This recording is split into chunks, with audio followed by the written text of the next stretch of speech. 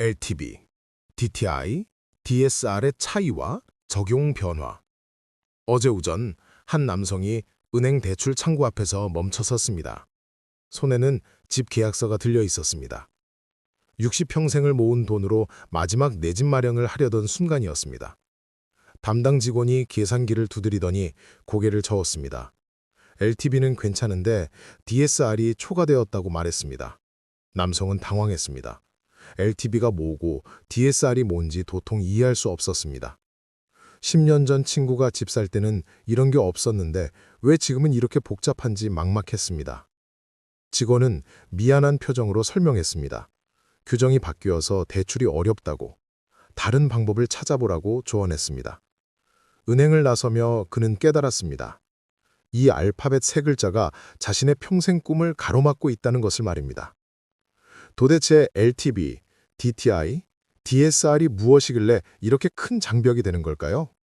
오늘 우리가 나눌 이야기는 바로 이것입니다. 복잡한 대출 규제 용어들이 실제로 우리 삶에 어떤 의미를 갖는지 그 차이와 변화를 풀어보겠습니다. 첫 번째 발견, LTV는 집값 기준이다. 50대 후반의 한 부부는 10년 전 집을 샀을 때를 기억합니다. 당시 은행에서 LTV라는 말을 들었습니다. 담당자는 설명했습니다. 집값의 70%까지 빌려드릴 수 있다고 말했습니다. 부부가 사려던 집은 3억 원이었습니다. LTV 70%면 2억 1천만 원을 빌릴 수 있었습니다. 나머지 9천만 원만 준비하면 되었습니다. 간신히 모은 돈이 딱 그 정도였습니다. 대출을 받아서 집을 샀습니다. 10년이 지났습니다. 자녀가 결혼을 앞두고 있었습니다. 집이 필요했습니다. 부부는 도와주고 싶었습니다. 자녀가 마음에 드는 집을 찾았습니다. 가격은 5억 원이었습니다. 자녀는 1억 원을 모았습니다. 나머지는 대출받으면 된다고 생각했습니다. 은행에 갔습니다. LTV 70%면 3억 5천만 원을 빌릴 수 있을 것으로 예상했습니다. 하지만 담당자는 고개를 저었습니다. 그 지역은 규제 지역이라 LTV가 40%밖에 안 된다고 설명했습니다. 자녀는 당황했습니다. 40%면 2억 원밖에 안 됩니다. 자기가 가진 1억 원을 합쳐도 3억 원뿐입니다. 2억 원이 부족했습니다. 부모가 보태줘야 했습니다. 하지만 부부에게는 그만한 여유가 없었습니다. 결국 자녀는 집을 포기했습니다. 부부는 미안했습니다. 도와주고 싶었지만 방법이 없었습니다. 10년 전 자신들은 70%를 빌려서 집을 샀는데 이제는 40%밖에 안 된다는 것이 이해되지 않았습니다. 나중에 알고 보니 규제가 강화되면서 LTV가 계속 낮아졌습니다. 지역마다 다르고 주택수마다 다르고 가격대마다 다릅니다. 복잡해졌습니다. 자기 돈을 더 많이 준비해야 집을 살 수 있게 되었습니다. LTV는 집값을 기준으로 하는 가장 기본적인 규제였습니다. 두 번째 혼란, DTI는 소득 기준이다. 한 남성은 직장인이었습니다. 월급이 안정적이었습니다.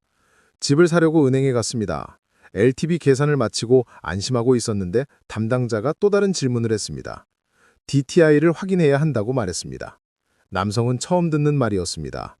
DTI가 뭐냐고 물었습니다. 담당자는 설명했습니다. 연소득 대비 주택담보대출 원리금 상환액 비율이라고 말했습니다. 남성은 더 혼란스러웠습니다. 담당자는 쉽게 풀어서 설명했습니다. 1년에 버는 돈 중에서 집 대출 갚는 돈이 얼마나 되는지 보는 거라고 말했습니다. 너무 많으면 안 된다고 설명했습니다. 기준은 40%라고 덧붙였습니다. 남성의 연봉은 5천만 원이었습니다. 40%면 2천만 원입니다. 1년에 2천만 원까지 대출 갚는 데 쓸 수 있다는 뜻입니다. 한 달로 계산하면 약 160만 원 정도입니다. 담당자는 계산했습니다. 남성이 원하는 금액을 빌리면 매달 200만 원씩 갚아야 한다고 말했습니다. 1년이면 2,400만 원입니다. 연봉의 40%를 초과합니다. DTI 기준에 걸렸습니다. 남성은 항변했습니다.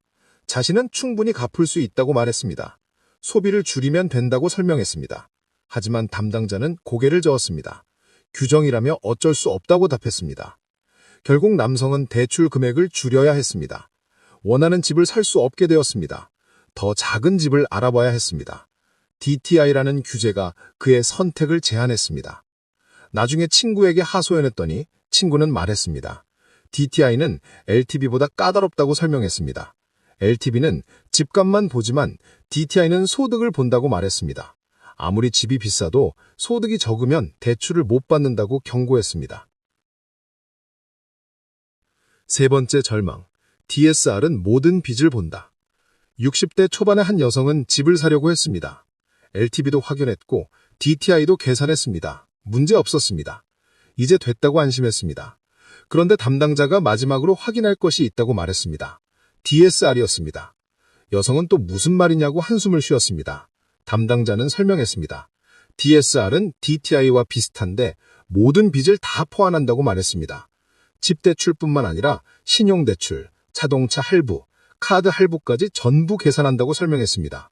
여성은 놀랐습니다. 자신에게는 작은 신용대출이 있었습니다. 몇 년 전 급하게 돈이 필요해서 빌린 것이었습니다. 매달 50만 원씩 갚고 있었습니다. 또 자동차 할부글도 있었습니다. 매달 40만 원씩 내고 있었습니다. 담당자는 계산했습니다. 집 대출 원리금에 신용대출 원리금과 자동차 할부금을 더했습니다.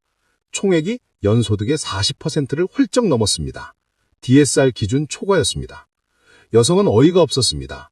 집 대출만 보면 괜찮은데 왜 다른 빚까지 합치냐고 항의했습니다. 담당자는 규정이라며 어쩔 수 없다고 답했습니다.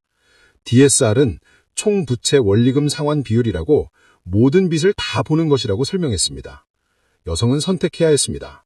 신용대출을 먼저 갚거나 자동차를 팔아서 할부를 정리하거나 아니면 집을 포기해야 했습니다. 하지만 신용대출을 갚을 돈이 없었고 자동차는 필요했고 집을 포기하고 싶지 않았습니다.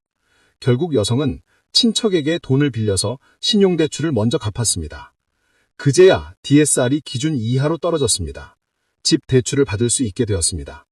하지만 친척에게 진 빚은 어떻게 갚아야 할지 막막했습니다. 나중에 알고 보니 DSR은 가장 강력한 규제였습니다. LTD보다 까다롭고 DTI보다 포괄적이었습니다. 모든 빚을 다 보는 데다가 신용카드, 할부, 마이너스 통장까지